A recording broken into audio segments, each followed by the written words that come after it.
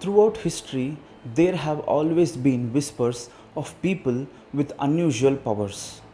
People who could influence minds, manipulate energies, predict events, or affect others in ways that seemed impossible.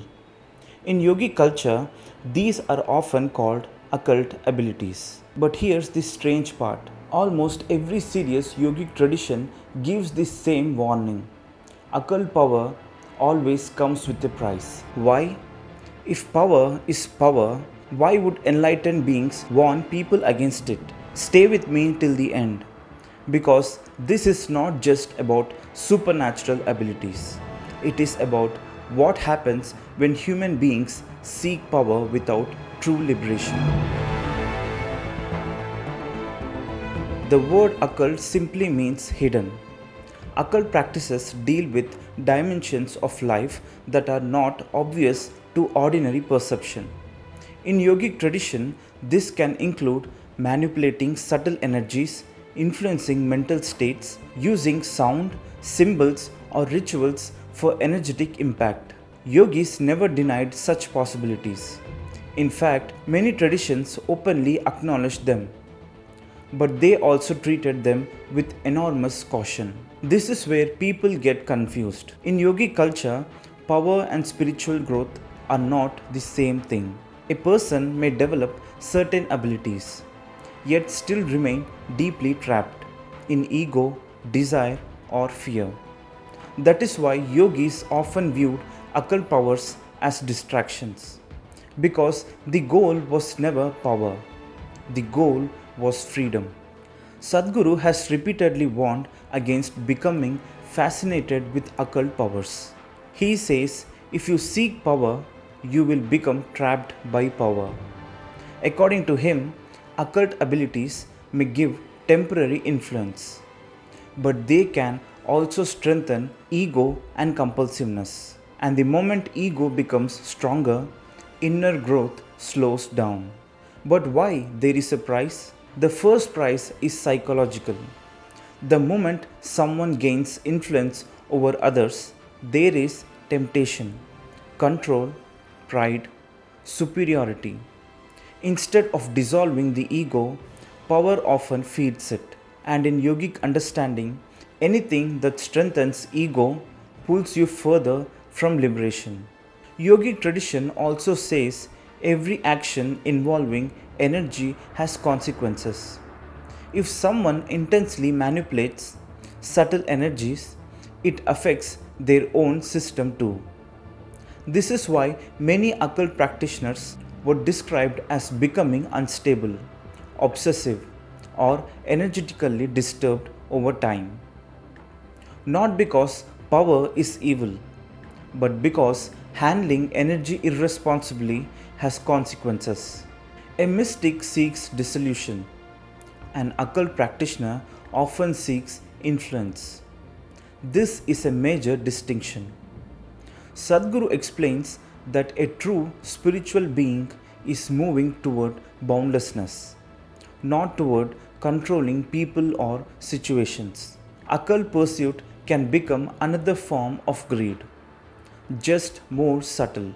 Because human beings are fascinated by control, people want power over situations, power over emotions, power over others. Occult abilities appear attractive because they seem to bypass ordinary limitations. But yogic tradition repeatedly warns anything gained without inner balance can become dangerous. Science does not confirm supernatural occult powers in the way movies portray them. There is no verified scientific evidence for magical control over reality. But psychology does show something important. Human suggestion, belief, and influence are extremely powerful. People can strongly affect others emotionally and mentally through authority, fear, and perception.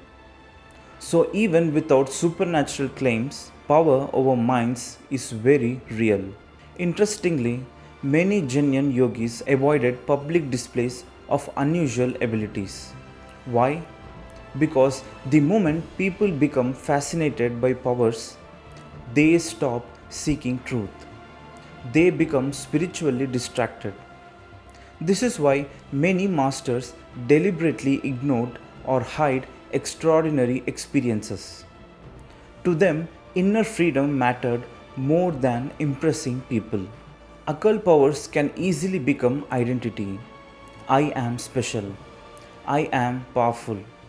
I am above others. And once authority strengthens, suffering strengthens too. Because now there is something to defend, something to protect, something to lose. In yogic culture, true power is not dominance. True power is mastery over yourself. Can you remain peaceful under pressure? Can you stay conscious in difficult moments? Can you remain balanced without external control? To yogis, this mattered far more than supernatural influence. This is why traditional systems insisted on discipline before deeper practices, meditation, breath control, awareness, emotional balance. Without these, power becomes dangerous, just like giving a weapon to someone unstable. The power is not the power, the problem is the person using it. Maybe the warning about occult power is really a warning about human nature. Because whatever power a person gains, money, influence, knowledge, energy, if there is no wisdom, that power eventually becomes destructive. Yogis understood this deeply. If there is imbalance, it becomes dangerous. That is why yogis warn people repeatedly: seek awareness first, seek balance first, seek liberation first. Because without that, even extraordinary power can become another form of bondage. If this gave you a deeper perspective on power and spirituality, share this with someone who would find this fascinating. And for more deep explorations into consciousness, energy, and yogic wisdom, like this video and subscribe.